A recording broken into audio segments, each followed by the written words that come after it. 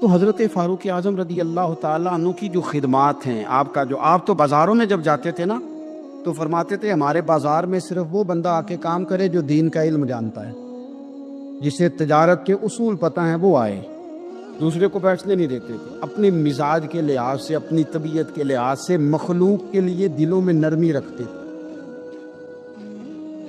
حضرت عمر چھوٹی چیزوں کا، مسجد نبوی شریف میں آپ نے دیکھا دو لوگ اونچی آواز میں بات کر رہے ہیں تو حضرت عمر نے فرمایا انہیں بلا کے لاؤ، بلا کے لایا، فرمایا تمہیں پتہ نہیں یہ حضور کی مسجد ہے؟ لا ترفعوا اصواتکم فوق صوت النبی، اے پائے نظر ہوش میں آ، یہ کوہ نبی ہے، آنکھوں سے بھی چلنا یہاں بے ادبی ہے۔ تو پتہ نہیں وہاں سارے نعرے غلط ہیں، کسی کے مرد آباد کا نعرہ ہو تو وہ بھی غلط، اور کسی کے زندہ آباد کا نعرہ ہو تو وہ بھی غلط۔ وہاں ایک کی نعرہ صرف اچھا لگتا ہے، وہ کیا ہے؟ یا رسول اللہ انظر حالنا، یا حبیب اللہ اسما۔ وہاں ایک کی نعرہ اچھا لگتا ہے کہ سونے آ گئے ہیں، نظر کرم ہو جائے، یا رسول اللہ پہنچ گئے ہیں، روزے دے دوالے نے غلامہ دیاں ٹولیاں، او ویکھو ایک پیا سندا کروڑاں دیاں بولیاں۔ وہاں یہی نعرہ اچھا لگتا ہے، لب واہ ہے، آنکھیں بند ہیں، پھیلی ہے جھولیاں، کتنی مزے کی بھیک تیرے پاک در کی ہے۔ اور قربان جاؤں اپنے امام پر، اس قلم پہ باری جس سے وہ لکھا کرتے تھے، کہنے لگے کعبے کا نام تک نہ لیا طیبہ ہی کہا، پوچھا جو تھا کسی نے کہ عظیمت کدھر کی ہے، ان کے طفیل حج بھی خدا نے کرا دیے، ورنہ اصل مراد حاضری تو اس پاک در کی ہے۔ حضرت فاروق اعظم رضی اللہ تعالیٰ عنہ نے نا ان دو لوگوں کو بلایا اور بلا کر کے فرمانے لگے کہاں کے رہنے والے ہو، کہاں سے آئے ہو؟ نے کہا جی ہم طائف کے رہنے والے ہیں۔ فرمایا تمہیں پتہ نہیں یہ نبی پاک کا روزہ ہے، حضور کی مسجد ہے، یہاں آواز اونچی نہیں کرتے، تمہیں خبر نہیں؟ اور پھر حضرت عمر فرمانے لگے اگر تم مدینے کے رہنے والے ہوتے تو میں تمہیں کوڑے مارتا، میں تمہیں سزا دیتا، تمہیں پتہ نہیں کہ کس طرح کا مزاج اور ماحول ہونا چاہیے۔ حضرت عمر فاروق گزر رہے تھے تو کسی باغ کے کونے میں کھڑے ہو کے کچھ بچے چھوٹے چھوٹے بچے وہ کھجوریں اکٹھی کر رہے تھے، تو حضرت عمر نے کہا کس کے باغ میں لگے ہوئے ہو؟ سب بچے دوڑ گئے، تو حضرت سنان بن سلمہ فرماتے میں ابھی چھوٹا تھا، میں کھڑا ہو گیا تو میں نے کہا حضور ہم نے توڑ کے نہیں کھجوریں کھائیں، گری ہوئی کھائی ہیں، اور آپ کو پتہ ہے جو رستے میں گر جائیں وہ اٹھانی ناجائز نہیں ہوتی، تو حضور یہ گری ہوئی کھجوریں کھائی ہیں۔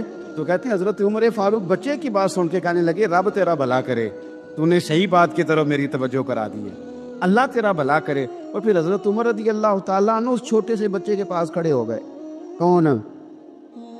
کس کے پاس؟ نہیں خواب تو نہیں دیکھ رہے میں اور آپ، حکمران وقت 22 لاکھ مربع میل کا حکمران بچے کے پاس کھڑے ہو گئے، چھوٹے بچے کے پاس۔ یہاں تک اتر کے حضرت عمر فاروق ان لوگوں سے پیار کرتے۔ اب وہ بچے نے بات سنا دی حضرت سنان بن سلمہ نے، تو جناب عمر فاروق سے بچے نے فٹافٹ ایک اور فرمائش بھی کر دی، کہنے لگا حضور میں نے کھجوریں زیادہ جمع کر لی ہیں، وہ میرے دوست سارے بھاگ گئے ہیں آپ کو دیکھ کے، اب میں جب جاؤں گا نا تو کھجوریں میرے حصے کی ہیں، ہوں میں غریب بچہ، ماڑے گھر سے تعلق ہے، وہ میری کھجوریں چھین لیں گے۔ حضرت عمر کے ساتھ سپاہی بھی تھے، سارا کچھ بھی تھا۔ حضرت عمر نے بچے کا بازو پکڑا، فرمایا چل میں تجھے تیرے گھر چھوڑ کے آتا ہوں۔ حضرت عمر اس غریب کے دروازے پہ دستک دے کے کہا تیرا پتر تھا، پکڑ کے اس لیے لایا ہوں کوئی امیر زادہ اس غریب کے بچے کو تنگ نہ کر سکے، اللہ کوئی ایک بھیجنا حضرت فاروق اعظم کا ماننے والا جو غریب کے بچے کا بازو تھامے اور اسے کہے کہ کوئی امیر زادہ اس پر ظلم نہیں کرے گا، کوئی اسے تھپڑ نہیں مارے گا۔ ایک بات آپ نے کئی دفعہ سنی ہوگی، میرا بڑا دل کرتا ہے پھر سے اس کو دہراؤں، میں نے اسے سینکڑوں بار پڑھا ہے۔ جب طبیعت پوری بے چین ہوتی ہے اور اپنی ذمہ داریوں کا احساس کرنے کو دل کرتا ہے نا، تو پھر خیال آتا ہے کہ ہم بھی پڑھے ذرا ان چیزوں کو، بار بار پڑھتا ہوں تاکہ احساس ذمہ داری پیدا ہو۔ آپ کے غلام اسلم فرماتے ہیں رات کو میں اور جناب عمر نکلے تھے تو ایک مکان میں ہم نے دیکھا کہ ایک عورت نے نا اس کے بچے بار بار شور کر رہے ہیں اور وہ کچھ پکا رہی ہے، آواز آ رہی ہے۔ تو حضرت عمر نے دروازے پہ دستک دی، کون ہے دروازے پہ؟ کہا میں ایک غلام ہوں۔ حضرت عمر کہتے ہیں غلام ہوں، بہن کیا مسئلہ ہے، بچے کیوں رو رہے ہیں؟ تو بی بی کہنے لگی تمہیں کیوں بتاؤں، جاؤ نا اپنا کام کرو۔ حضرت عمر نے اصرار کیا تو تلخ لہجے میں، جس سے غصہ نہیں کر جاتے حکمران، councillor, chairman, M P M N A ناراض نہیں ہو جاتے، اس تلخ لہجے میں بی بی کہنے لگی دعا کرو اللہ میرے اور عمر کے درمیان قیامت میں فیصلہ کرے۔ کیسا حکمران ہے کہ اس کی حکومت میں میرے بچے بھوکے سوتے ہیں؟ یہ میں نے پانی میں روڑے ڈال کے چڑھائے ہیں، لیکن یہ پیٹ کی بھوک یہ بڑی ڈاڈی ہوتی ہے، یہ نیند بھی نہیں آنے دیتی۔ خیال تھا رو دو کے سو جائیں گے، پر سو بھی نہیں رہے۔ حضرت فاروق اعظم دوڑے گئے، گھر سے سامان، اناج، غلہ کندھے پہ رکھا۔ خادم کہتے میں نے کہا کہ مجھے دے دیں، فرمانے لگے چل تو وعدہ کرنا قیامت میں بھی میرے بوجھ اٹھائے گا۔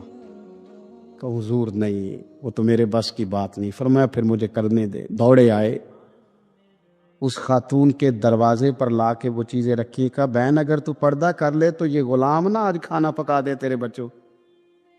پھر وہ گھی چڑھا کے، چینی ڈال کے، کچھ سامان پکتا تھا وہ کھانا پکایا۔ غلام کہتے ہیں جب پھونکے مارتے تھے تو داڑھی سے دھواں نکلتا تھا، آگ جلاتے تھے دھواں نکلتا، پھر کھانا پکایا، پھر ان بچوں کو کھلایا۔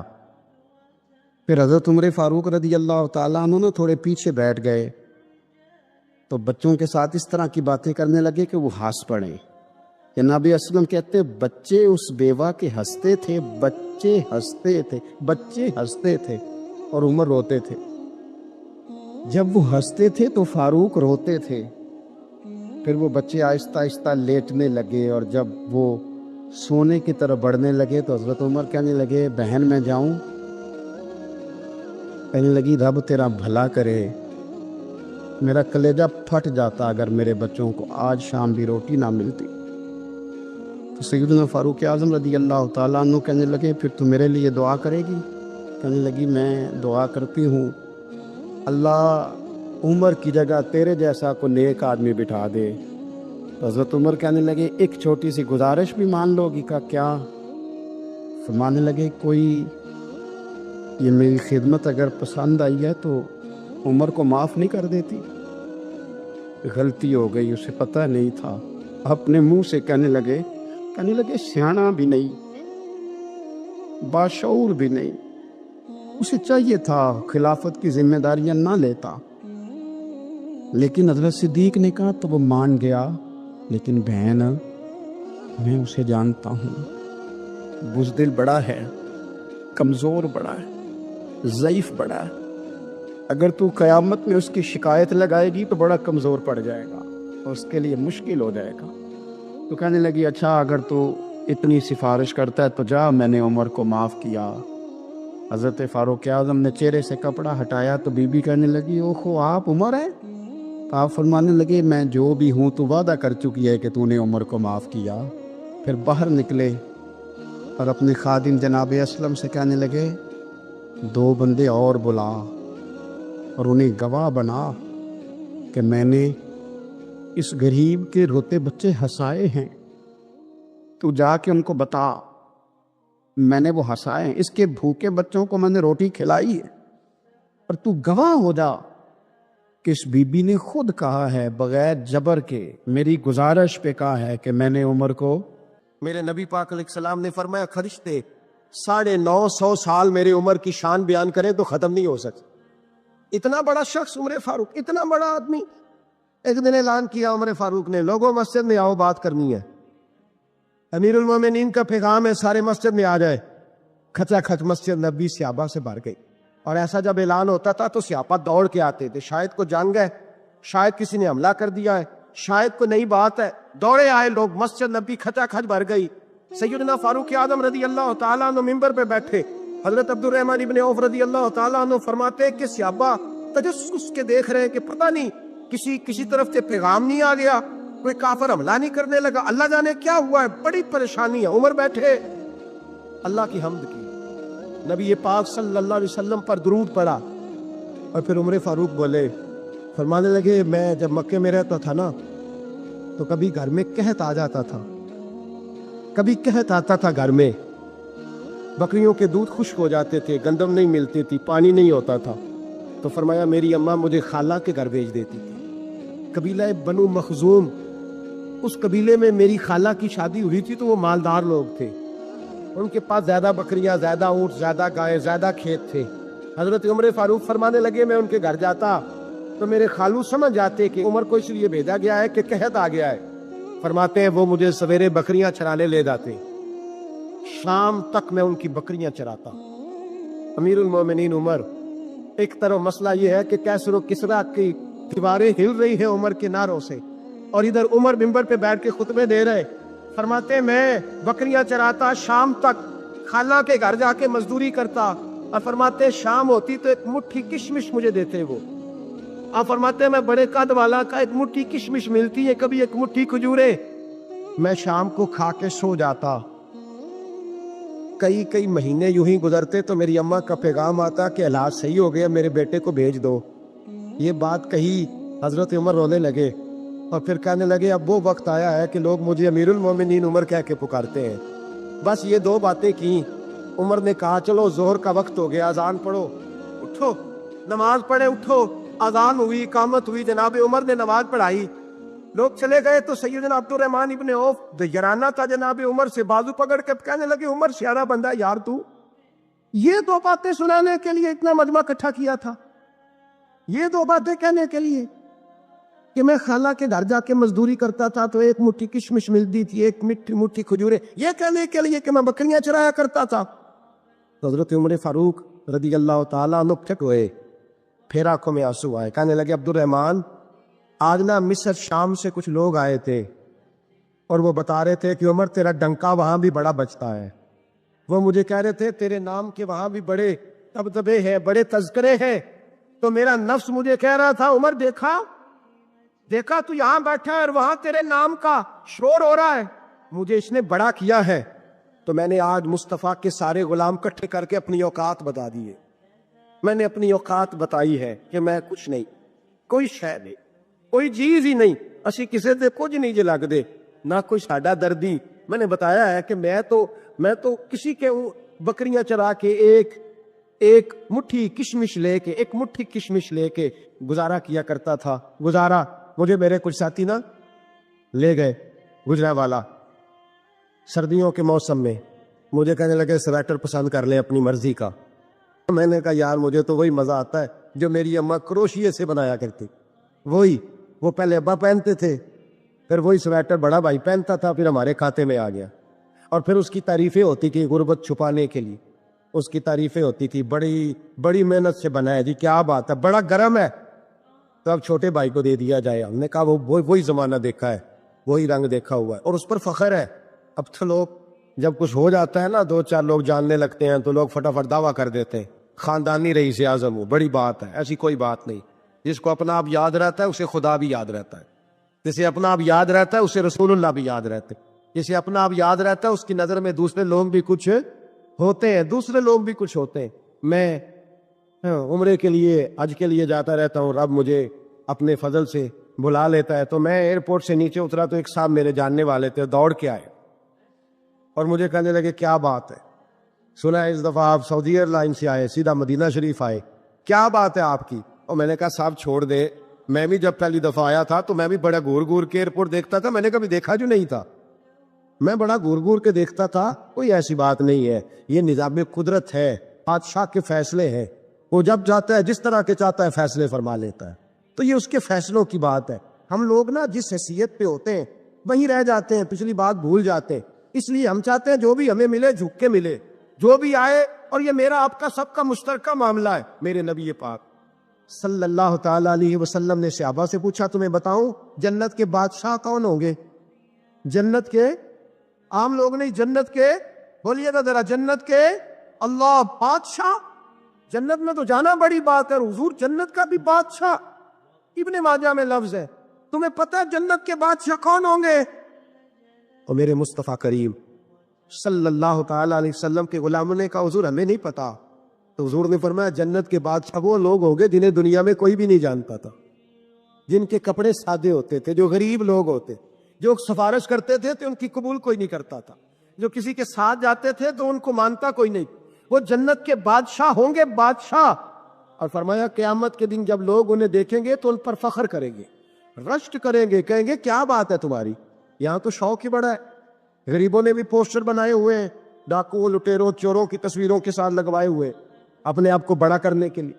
آج ہی اختیار کرے, آج ہی اختیار کرے, اپنے آپ کو مٹانے کی کوشش کرے. رب کریم کے بندے آگے بڑھ بڑھ کے اپنا آپ دکھاتے نہیں. بڑا شوق ہے, پہلے فوٹو کھنچا لو, باقی باتیں بعد میں ہوگی. پہلے ویڈیو بنا لو, باقی کچھ اور بعد میں ہوگا. پہلے اب تو پرسوں ترسوں مجھے ایک مولانا کہنے لگے کہ آپ سے میں نے, وہ یہاں جمعہ پڑھنے آتے ہیں کبھی کبھی, میرے دوست ہیں, کہتے ہیں آپ سے میں نے سنا تھا کہ اگر کوئی نبی پاک کا فرمان ہے, اگر کوئی نذرانہ دے تو اس کو لے لو, اگر کوئی تحفہ دے تو اس کو, حضور نے فرمایا لے لو, اگر تمہیں کو دیتا ہے اپنی مرضی سے, مانگنا منع ہے. کوئی دے دے تو لے لو, ورنہ ایک وقت آئے گا تم مانگو گے تمہیں ملے گا نہیں. جب کو دے دے تو لے لو. کہنے لگا کہ آپ نے کہا تھا کو دے دے, تو اس وقت سے میں کوئی چھوٹ دیتا ہے مجھے میری مسجد کا نمازی تو میں لے لیتا ہوں, کوئی مجھے کوئی اور شے دیتا ہے تو میں آپ سے سن کے. تو اگر میری مسجد کا نمازی سوٹ پکڑاتے ساتھ فوٹو بھی کھینچے تو پھر میرے لیے کیا حکم ہے. وہ خوشبو کی ڈبی دیتے ہوئے ساتھ فوٹو بھی کھینچے, پھر میرے لیے کیا حکم. کہنے لگے رمضان میں یہ حال ہوا ہے کہ لوگ کپڑے دے رہے تھے اور فوٹو کھینچ رہے تھے. کیا چکر ہے, کہاں چلے گیا. غریب آدمی کی عزت نفس کو کچل ڈالا پکڑ کے. ایک جوڑا سال کے بعد امام کو دیا, اس کی بھی تصویر کھینچ کے فیس بک پہ دے ڈالی. یہ ہماری آج. ایک صحابی تھے حضرت جناب سیدنا خفاف بن ایما غفاری رضی اللہ تعالی. انہوں نے بڑا کردار ادا کیا تھا میدان احد میں, انہوں نے اور ان کے صاحبزادے نے. تو ان کی بیٹی ایک دن حضرت عمر کے پاس آئی. اب وہ بیٹی بیاہ کے جا چکی تھی, اس کی شادی ہو گئی تھی. حضرت خفاف بن ایما رضی اللہ تعالیٰ عنہ کی صاحبزادی اپنے سسرال چلی گئی تھی, وہاں اس کا خامد انتقال کر گیا. وہ خاتون واپس آ گئی, وہ حضرت عمر سے ملی, بیوہ عورت. اس بیوہ خاتون نے آ کے, یہاں تو میرے بھائی وہ فوجی بیچارے جن کی بیویاں, جن کو ایک تقریب میں تو خوب ایوارڈ دینے کے لیے بلایا جاتا ہے, میں نے یتیمی کا وقت تو گزارا ہے, مجھے پتہ ہے کہ 2-4 مہینے لوگ آ کے کہتے ہیں کوئی حکم ہوا تو 10 آجے, پھر جب 1 سال گزر جاتا ہے تو پھر لوگ کہتے ہیں 4 پرانے کام کیوں نہیں کر دے. تو ایسے تو نہیں نا کہ ابا ایسے ہی چلا گیا تھا, بڑا کچھ دے کے گیا ہے, کدھر ہے فلانی چیز. لوگوں کا نظریہ تھوڑے عرصے کے بعد اور ہو جاتا ہے. آپ نے بڑے بڑے شہداء کے گھروں میں ایوارڈ تو دیے, کیا کبھی آپ نے پلٹ کر دوبارہ غور کیا کہ ان کے بچے کہاں ہیں, ان کی بیوہ کس حال میں ہے, وہ زمانے کی تیز دھوپ اور تیز آندھی کا مقابلہ کیسے کر رہے ہیں, بغیر باپ کے جو انسان کو کھلے آسمان تلے وقت گزارنا پڑتا ہے وہ کتنا کو مشکل ہوتا ہے, وہ کس طرح ٹائم گزار رہے ہیں, یہ کبھی سوچا لوگوں نے. یہاں تو نرنگیے سیاست دوراں تو دیکھیے منزل انہیں ملی ہے جو شریک سفر نہ تھے, جو نکلے ہی نہیں تھے وہ منزل تک پہنچ گئے, اور جنہوں نے جوانیاں گزار دی وہ رستے میں رہ گئے. حضرت خفاف بن ایما کی صاحبزادی بیوہ ہو کے آ گئی, بچے ساتھ تھے, سرے راہ جناب عمر سے ملی اور مل کے کہنے لگی حضور میں اس صحابی کی بیٹی ہوں جنہوں نے احد والے دن اپنے بیٹے کے ساتھ مل کے معاشرہ کیا تھا, بچے میرے یتیم ہو گئے ہیں, میں بیوہ ہوں. حضرت فاروق اعظم رضی اللہ تعالیٰ عنہ نے فہرست نہیں مانگی, خرچے کی ڈیٹیل نہیں مانگی, تم آنا فلانے سے ملنا, پرسوں 9 بجے آ جانا دفتر, یہ کوئی بات نہیں کی. حضرت عمر غور سے کھڑے, اس بیٹی کی بات سنی, چھم چھم سیدنا فاروق کی آنکھوں سے آنسو گرے, دوڑ کے گھر گئے, ایک اونٹ نکالا, وہاں سے مال غنیمت کا مال کے بھر کے 2 بوریاں, اور بوریوں میں کیا تھا, چاندی بھی تھی, نقدی پیسے بھی تھے, کچھ ضرورت کا سامان بھی تھا, غلہ بھی تھا. 2 بوریاں بھر کے اونٹ پہ رکھ کے خود لگام اس بیٹی کے ہاتھ میں تھما کے کا پتر سامان بھی تیرا ہے, اونٹ بھی تیرا ہے, اور یہ نہ سمجھنا یہی کچھ تجھے دیا ہے, جب یہ ختم ہوگا تو رب تیرے لیے اور بندوبست فرمائے گا. کیا مانا کہ ڈیوٹیاں لگا دی گئی ہیں, ہمیں پتہ ہے یہ سامان کب تک ختم ہو جائے گا، پیسے کب تک ختم ہو جائیں گے، تیرے لیے میں نے نئے حکم بھی جاری کر دیے ہیں۔ حضرت عمر وظیفہ لگانے لگے تو حضور کے گھر میں خدمت کرنے والے حضرت اسامہ بن زید کا وظیفہ ڈبل لگایا اور اپنے بیٹے عبداللہ ابن عمر کا وظیفہ سنگل لگایا۔ تو حضرت اسامہ بن زید کہنے لگے ابا جی میں نے تو ہجرت بھی کی، جہاد بھی کیا، اسامہ تو ان دنوں بچے تھے۔ تو حضرت سیدنا عمر فاروق جواب میں کہنے لگے پتر، اسامہ کے والد زید نے بھی حضور کے گھر میں نوکری کی، اسامہ بھی نوکری کر رہا ہے۔ حضرت عمر کی شان کیا ہے زمانہ جانتا ہے، پر پھر بھی حضرت عمر فرمانے لگے تو نے اپنے باپ کے ساتھ ہجرت کی، فرمایا ان کی خدمت زیادہ ہے